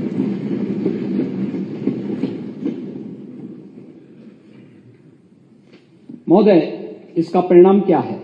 अगर 16 के सापेक्ष हम देखेंगे, ये एनसीआरबी के ही मैं आंकड़ों को बता रहा हूं। डकैती में 80.31%, लूट में 61.51%, हत्या में 32.45%, बलवा में 51.65%, अपहरण में 43.18% और बलात्कार में 21.75% की कमी आई है। ये 16 की तुलना में ये आज की स्थिति है उत्तर प्रदेश के अंदर। प्रदेश के अंदर महोदय जिन अन्य कार्यों को लेकर के हम लोगों ने उत्तर प्रदेश के अंदर जो नवाचार हुए हैं, परंपरागत उद्यम उत्तर प्रदेश की जो पहचान थी, परंपरागत उद्यम को प्रोत्साहित करने का कार्य हुआ। सूक्ष्म लघु मध्यम उद्यम में उत्तर प्रदेश देश के अंदर बहुत अच्छा स्थान रखता था। इसने उत्तर प्रदेश की प्रति व्यक्ति आय को बढ़ाने में बड़ी भूमिका का निर्वहन किया। लेकिन पिछली सरकारों की उपेक्षा के कारण यह दम तोड़ रहा था, बंदी के कगार की ओर जा रहा था। तमाम अन्य मामले थे। 2018 में आदरणीय प्रधानमंत्री जी की प्रेरणा से हम लोगों ने परंपरागत उद्यम को प्रोत्साहित करने के लिए 1 डिस्ट्रिक्ट 1 प्रोडक्ट की अपने कार्यक्रम को आगे बढ़ाया था। आज महोदय हर जिले का उत्तर प्रदेश के सभी 75 जनपदों की अपनी एक यूनिक प्रोडक्ट है। 1 डिस्ट्रिक्ट 1 प्रोडक्ट ने उत्तर प्रदेश के अंदर 1 डिस्ट्रिक्ट 1 प्रोडक्ट की इस योजना ने उत्तर प्रदेश के अंदर अपने निर्यात को दोगुने करने में सफलता प्राप्त की। यहां पे माननीय सदस्य भदोही से हैं, परसों अपनी बात को कह रहे थे और उस दिन वो कह रहे थे कि साहब वहां पर जो है कारपेट के बारे में उनको ये भी मालूम होना चाहिए कि कारपेट वहां पे आज कई गुना ज्यादा, यानी वहां से कई ज्यादा वहां पर हम लोग आज एक्सपोर्ट कर रहे हैं। लगभग 4 से 5 हजार करोड़ रुपए का कारपेट अकेले भदोही से ही एक्सपोर्ट हो रहा है। ये सुविधा भी इसी सरकार के समय दी गई है। मुरादाबाद में जो ब्रॉस का कार्य है, 14 से 15 हजार करोड़ रुपए का एक्सपोर्ट हो रहा है। फिरोजाबाद से ग्लास एक्सपोर्ट हो रहा है। अन्य हर एक जनपद से कुछ न कुछ चीजें आज प्रारंभ हुई हैं। उत्तर प्रदेश एक्सपोर्ट का हब बने, यह आज देखने को मिल रहा है। आज लोग आकर्षित हो रहे हैं और उत्तर प्रदेश की इसी उपलब्धि को लेकर के आदरणीय प्रधानमंत्री जी ने 2018 में उत्तर प्रदेश को डिफेंस मैन्युफैक्चरिंग कॉरिडोर भी दिया। और मैं नेता विरोधी दल को बताना चाहता हूं, इसी लखनऊ में ब्रह्मोस मिसाइल भी बन रही है। फुर्सत मिले कभी जाके थोड़ा देखिए। भारत डायनेमिक्स की यूनिट झांसी में लग रही है। कानपुर में भी डिफेंस मैन्युफैक्चरिंग कॉरिडोर में निवेश बहुत अच्छे ढंग से आ रहा है। अलीगढ़ में पूरा हो चुका है, नई जमीन उसमें ली जा रही है। चित्रकूट में पूरा एक कॉरिडोर और झांसी के लिए भी एक पूरा नया कॉरिडोर बुंदेलखंड एक्सप्रेसवे से हम वहां के लिए दे रहे हैं। बजट में आपने देखा, ये सभी चीजें हम उसके साथ जोड़ रहे हैं। प्रदेश के अंदर बेसिक शिक्षा परिषद की स्थिति क्या थी? अगर मैं सही आंकड़े इनको देख दूं, 2017 के पहले बेसिक शिक्षा परिषद के अधिकतर विद्यालय बंदी के कगार पर थे। और मैं धन्यवाद दूंगा आप सभी माननीय सदस्यों को कि आपने रुचि ली, ऑपरेशन कायाकल्प में एक एक विद्यालय को गोद लिया, उस विद्यालय के रिनोवेशन के लिए, उनकी फ्लोरिंग के लिए, बालक बालिकाओं के लिए टॉयलेट, पेयजल के लिए, स्मार्ट क्लास के लिए, लाइब्रेरी के लिए सहयोग किया, सपोर्ट किया। आज आप देख सकते हैं 1,30,000 से अधिक विद्यालय आज दर्शनीय हो गए हैं बेसिक शिक्षा परिषद में। आज आप देख सकते हैं उनकी स्थिति दर्शनीय है। कुछ लोग कहते थे नकल करना हमारा जन्मसिद्ध अधिकार है। उत्तर प्रदेश के नौजवानों के सामने संकट खड़ा कर दिया था पहचान का। आज उत्तर प्रदेश में नकल विहीन परीक्षा हो रही है। उत्तर प्रदेश के अंदर पूरी पारदर्शी तरीके से कार्यक्रम आगे बढ़ रहे हैं और बेसिक शिक्षा परिषद में 1,34,00,000 जो बच्चे थे, आज वह बढ़ करके 1,91,00,000 की संख्या पार कर चुकी है।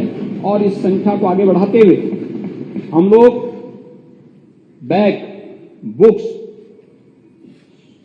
यूनिफॉर्म, स्वेटर, जूता, मोजा के लिए 1,200 रुपये हर छात्र को डीबीटी के माध्यम से उनके अभिभावक के खाते में दे रहे हैं। पहले हमने देना भी शुरू किया, लेकिन जब इतनी बड़ी संख्या में नहीं हो पाए तो हमने कहा लोकल ही लोग परचेज करें, अभिभावक स्वयं करें, एक पारदर्शिता भी रहेगी। सभी अभिभावकों के खाते में पैसे उपलब्ध करवाए जा रहे हैं। आखिर ये पैसा पहले क्यों नहीं जाता था उन गरीबों के लिए? इसमें तो कोई भेदभाव नहीं है, इसमें तो हर एक तबके का यही है, सबका साथ सबका विकास। भेदभाव किसी के साथ नहीं। उत्तर प्रदेश का बच्चा है, उसको भी पढ़ने का पूरा अधिकार है। उसके अधिकार से उसे कोई वंचित नहीं कर सकता। सरकार ने जाति देख करके तो वहां पे योजना नहीं दी, तो सबका साथ सबका विकास सबको दिया जा रहा है और इन योजनाओं का लाभ आज वहां पर दिया जा रहा है। उत्तर प्रदेश में जब ईज ऑफ लिविंग में उत्तर प्रदेश देश के अंदर नंबर 1 पर होता है, हर उत्तर प्रदेश वासी को के बारे में लोगों की धारणा बनती है उत्तर प्रदेश में काम हो रहा है, उत्तर प्रदेश विकास के बारे में सोच रहा है, गरीब कल्याण के बारे में सोच रहा है। उत्तर प्रदेश के अंदर योजनाएं जिस तेजी के साथ आगे बढ़ी हैं, आज हर एक व्यक्ति उसके बारे में देख रहा है। ईज ऑफ डूइंग बिजनेस में अगर हमने 14 से अपनी संख्या को घटा करके 2 पे नहीं लाए होते, हमारी रैंकिंग वहां तक नहीं आई होती, क्या स्थिति होती? क्या स्थिति होती? कोई निवेश के लिए नहीं आता, लेकिन प्रयास किए गए, प्रयास के परिणाम आज हम सबके सामने हैं। उच्च शिक्षा में नेता विरोधी दल कह रहे थे कि कुछ अच्छे विश्वविद्यालय भी होने चाहिए। अब हमारे विश्वविद्यालय ही श्रीमान, हमारे विश्वविद्यालय ही वर्ल्ड क्लास के विश्वविद्यालय बनने जा रहे हैं और नए विश्वविद्यालयों के कुछ नए विश्वविद्यालयों की घोषणा इसमें हम लोगों ने इस बजट में की है, उसमें भी चर्चा होगी। और कुछ पुराने विश्वविद्यालयों में अगर आप देखेंगे तो लखनऊ विश्वविद्यालय और गोरखपुर विश्वविद्यालय को नेक रैंकिंग में A++ की श्रेणी प्राप्त हुई है। KGMU को और मदन मोहन मालवीय तकनीकी विश्वविद्यालय गोरखपुर को ये श्रेणी प्राप्त हुई है। और भारत में पहली बार किसी कृषि विश्वविद्यालय को नैक रैंकिंग प्राप्त हुई है, वह कानपुर कृषि विश्वविद्यालय को जाता है। 4 निजी विश्वविद्यालयों को MP, शारदा विश्वविद्यालय, गलगोटिया और JLA विश्वविद्यालय को भी A+ की श्रेणी प्राप्त हुई है। प्रथम बार 11 विश्वविद्यालयों द्वारा national institution ranking framework NIRF की तैयारी के लिए भी अपनी कार्रवाई को आगे बढ़ाया है। ये उत्तर प्रदेश की प्रोग्रेस है और महोदय इस प्रोग्रेस से लोग इस प्रोग्रेस में सहभागी नहीं बनना चाहते, इस प्रोग्रेस को प्रोत्साहित करने का हिस्सा नहीं बनना चाहते, इसलिए उस पर टिप्पणी करते हैं, बार बार टिप्पणी करते हैं। और उत्तर प्रदेश को आज भी देश के अंदर उसके परसेप्शन को बिगाड़ने के लिए कोई कोर कसर नहीं छोड़ते, किसी भी स्तर पर, चाहे किसी भी स्तर पर करते हैं। लेकिन मैं कह सकता हूं इस बात को, कहते हैं काबा उत्तर प्रदेश में, अरे बाबा बा ना, कुछ नहीं तो हम तो हैं।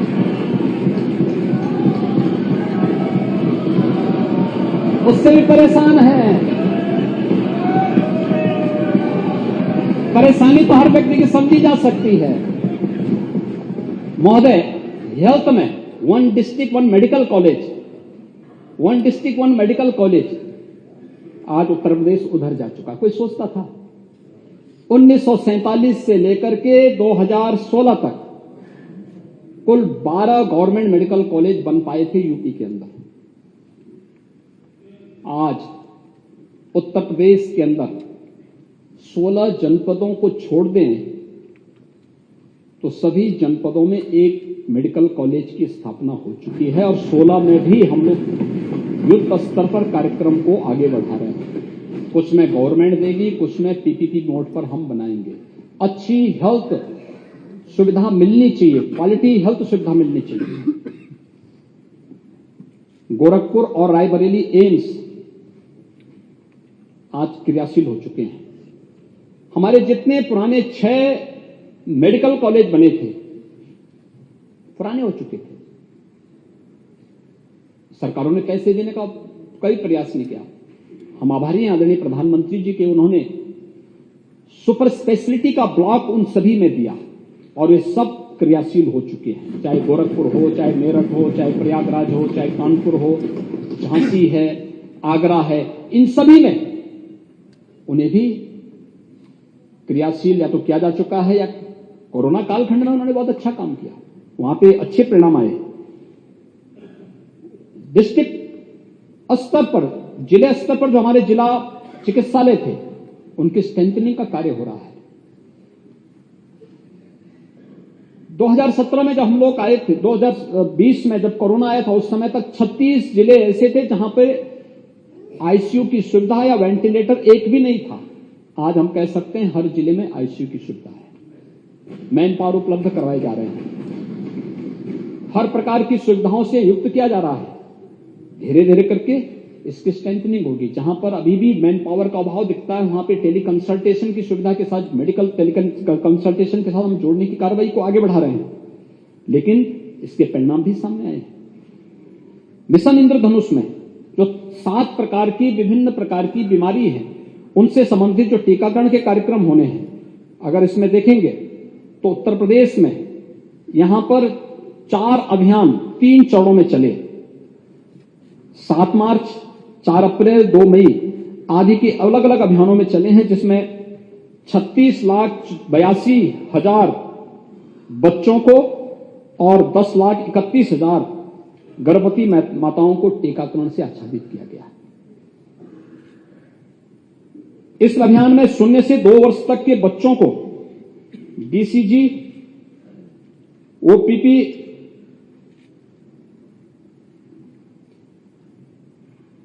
Rotavirus, IBP, measles and rubella, जापानी इंसेफ्लाइटिस आदि के डोज और गर्भवती महिलाओं को टेटनस और डिप्थीरिया का टीका लगा करके भी उन्हें प्रतिरक्षित करने का कार्य किया गया। रिजल्ट क्या है? अगर 16 की दृष्टि अगर हम देखेंगे, जो रिपोर्ट हमारे सामने आती है, ये रिपोर्ट है, ये हमारी अपनी रिपोर्ट नहीं है, नेशनल फैमिली हेल्थ सर्वे की रिपोर्ट है। और 2016 से 2019-20 के बीच में अगर आप देखेंगे तो मातृ मृत्यु दर 197 से घट करके अब 167 पे आई है। ये एक उपलब्धि है, यानी इतनी माताएं पहले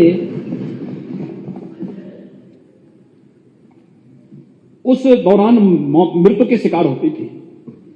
शिशु मृत्यु दर, जो नवजात शिशु थे, 30 से घट करके इसे 28 पे लाने में सफलता प्राप्त की है। इन्फेंट मोर्टेलिटी रेट, यानी जन्म से 1 वर्ष की अवधि के बीच जो मृत्यु होती है, ये 43 से घट करके 2020 में 38 हुआ है। और इसके अलावा संस्थागत प्रसव, ये 67% से बढ़ करके आज लगभग 84% से ऊपर जा चुका है। फुल इम्यूनाइजेशन 51% से बढ़कर के 70% जा रहा है। और सकल प्रजनन दर 2.7 से घट करके यह 2.4 तक आया है। यह उत्तर प्रदेश के बारे में हर व्यक्ति इसके बारे में देखता है। उत्तर प्रदेश की एक सकारात्मक दृष्टि जो उत्तर प्रदेश के प्रति लोगों के मन में आई है, इस आधार पर आ रही है। लेकिन इन लोगों को इन सबसे फुर्सत नहीं थी। आखिर सत्ता में रहने का अवसर तो इन लोगों को मिला था। इन लोगों ने कभी इसकी चर्चा नहीं की होगी, कभी इसकी समीक्षा नहीं की होगी, कभी इसके बारे में इन्होंने गंभीरता से उसको लिया ही नहीं होगा। इंसेफ्लाइटिस के बारे में, यानी गोरखपुर समेत पूर्वी उत्तर प्रदेश और प्रदेश के 38 जनपद इंसेफ्लाइटिस से प्रभावित थे। और ये बीमारी 40 वर्ष से अधिक समय तक वहां के बच्चों को निगल रही थी। 40 वर्ष में 50,000 से अधिक मासूम बच्चे इसकी बीमारी की चपेट में आए थे, मौत यानी कालकलवित हुए। महोदय, इसमें 90% जो बच्चे थे वे अल्पसंख्यक और अनुसूचित जाति से जुड़े हुए बच्चे थे। अगर वे जीवित रहते तो प्रदेश और देश के विकास में अपना योगदान देते। कौन लोग दोषी हैं जिनके कारण वे बच्चे और समय कालकलवित हुए? 40 वर्ष में 50,000 बच्चों को खोया है पूर्वी उत्तर प्रदेश में। और आज महोदय मैं कह सकता हूं कि हमारी सरकार ने, डबल इंजन सरकार ने 96% मौत को कंट्रोल कर लिया है। 96% मौत को कंट्रोल किया है। आज कोई वहां पे इंसेफ्लाइटिस की बात नहीं करता। लोग बड़े बड़े दावे करते हैं, आज वहां पर कार्य हुआ है।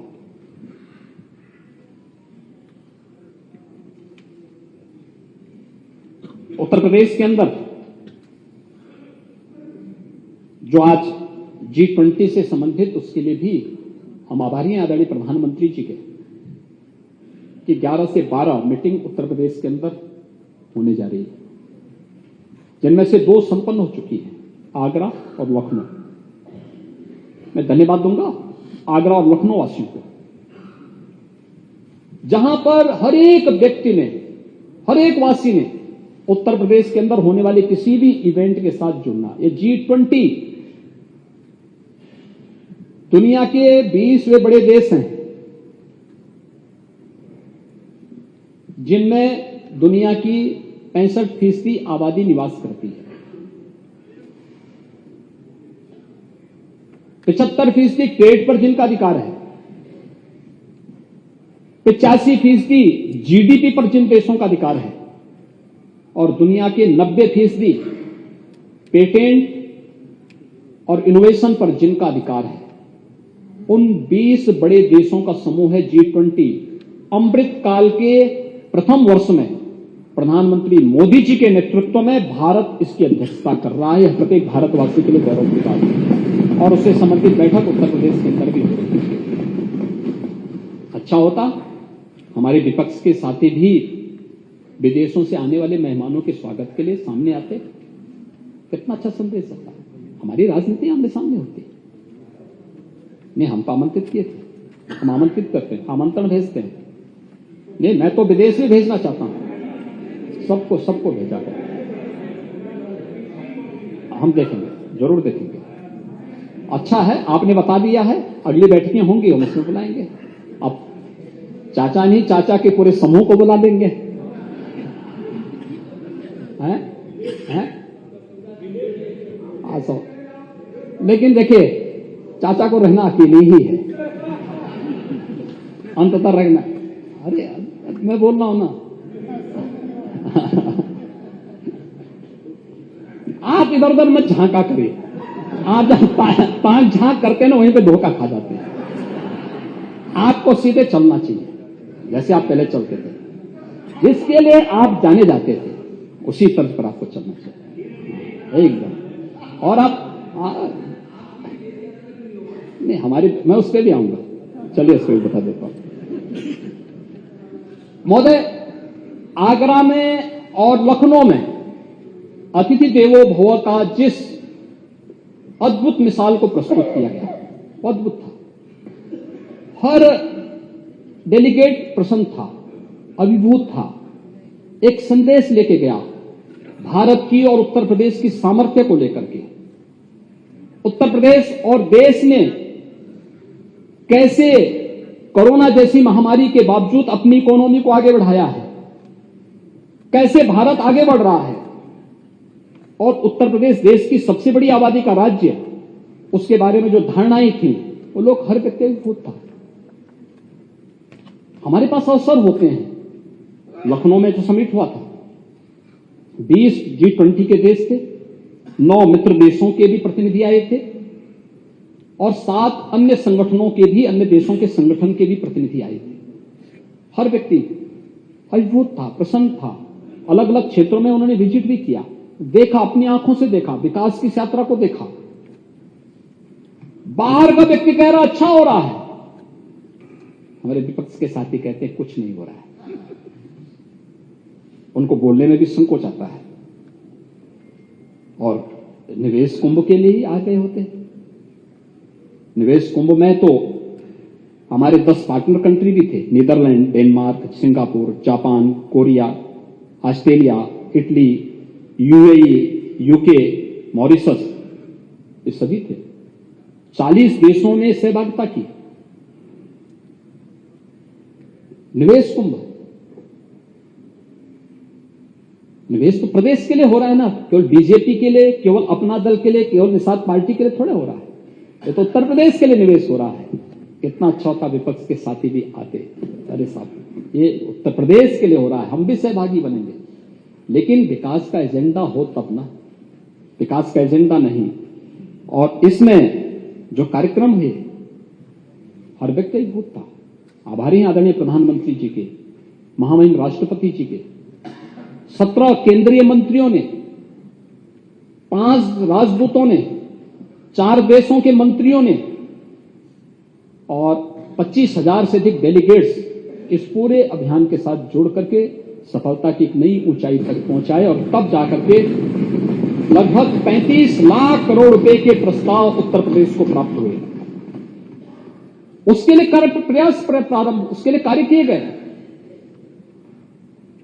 उत्तर प्रदेश ने कुछ दिया, सुरक्षा का माहौल दिया। उत्तर प्रदेश ने एक मैसेज दिया परसेप्शन का, इंफ्रास्ट्रक्चर दिया, सेक्टोरियल पॉलिसीज बनाई, दुनिया को बताया। वे लोग आकर के देखे, और जब उन्हें लगा कि नहीं, परिवर्तन देखने को मिला है, आज जब दिख रहा है, जमीनी धरातल पर सब चीजें दिखाई दे रही हैं। जिन लोगों ने पहले निवेश किया और निवेश करने के बाद फिर उन्होंने इसके मैसेज को लेकर के आगे बढ़ाया कि यूपी के बारे में अब हम लोगों की धारणा बदल चुकी है, हम आएंगे, और उस कार्यक्रम के साथ जुड़े होते, कितना अच्छा होता। आज यूपी एक्सप्रेस हाईवे के रूप में जाना जाता है।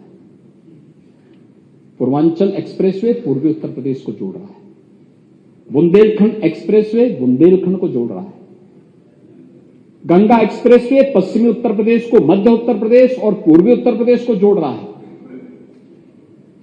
वाराणसी से हल्दिया के बीच वाटरवे, ये देश का पहला नंबर 1 वाटरवे है जो हमें पूर्वी बंदरगाह के साथ जोड़ता है। रेल नेटवर्क प्रदेश के अंदर सबसे बेहतरीन 16,000 किलोमीटर का रेल नेटवर्क यूपी के अंदर है। Eastern and western dedicated freight corridor, ये उत्तर प्रदेश से होकर के जाता है, और उत्तर प्रदेश का इसका जंक्शन भी उत्तर प्रदेश के पास है, जो लॉजिस्टिक हब और लॉजिस्टिक ट्रांसपोर्ट हब के रूप में जिन्हें वहां पर हम विकसित करने की कार्रवाई कर रहे हैं। एयर कनेक्टिविटी, बहुत सारे लोग बोलेंगे कि हम भी करना चाहते थे। ये वही बात हो गई है कि परीक्षा देने के लिए गए और भूल गए, उसके बाद जो है पढ़ाई नहीं था, भूल क्या गए, और उसके बाद जब पास में साहब मुझे भी याद था लेकिन मैं भूल ही गया था। तो ये आदत कुछ लोगों की है, तो लोग वही कर दिखाना चाहने का प्रयास करते हैं। अरे साहब हम भी करना चाहते थे लेकिन हम कर नहीं पाए, किसने रोका था? हम तो 5 साल के शासन